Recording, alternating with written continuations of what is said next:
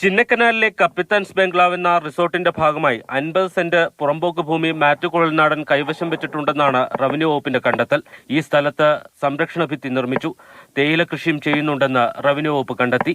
ഈ ഭൂമി തിരിച്ചു പിടിക്കുന്നതിനുള്ള നടപടിയാണ് റവന്യൂ വകുപ്പ് ആരംഭിച്ചിരിക്കുന്നത്. സ്ഥലം ഏറ്റെടുക്കൽ നടപടിയുടെ ഭാഗമായി ചിന്നക്കനാൽ വില്ലേജ് ഓഫീസറോട് റിപ്പോർട്ട് ആവശ്യപ്പെട്ടിട്ടുണ്ട്. തുടർന്ന് മാത്യു കുഴൽനാടന് നോട്ടീസ് നൽകും. ഇതിനുശേഷമായിരിക്കും ഭൂമി ഏറ്റെടുക്കൽ.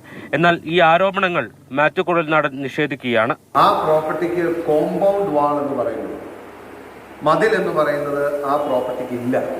ഓപ്പൺ ലാൻഡ്സ്കേപ്പിൽ നിൽക്കുന്ന ഒരു ടൂറിസം ഫെസിലിറ്റിയാണ്.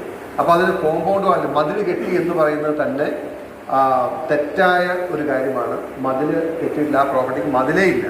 50 ഏക്കർ പിടിച്ചെടുക്കും എന്ന് പറഞ്ഞാലും പിന്നോട്ട് പോകില്ലെന്ന് മാത്യു കുഴൽനാടൻ വ്യക്തമാക്കി. അതേസമയം മാത്യു കുഴൽനാടനെതിരെയുള്ള അന്വേഷണവുമായി വിജിലൻസ് മുന്നോട്ട് പോവുകയാണ്. ഇന്നലെ ഉടുമ്പൻചോല താലൂക്ക് ഓഫീസിൽ നിന്നും മിച്ചഭൂമി കേസുമായി ബന്ധപ്പെട്ട ചില രേഖകൾ വിജിലൻസ് പിടിച്ചെടുത്തിട്ടുണ്ട്. മാതൃഭൂമി ന്യൂസ്, ഇടുക്കി.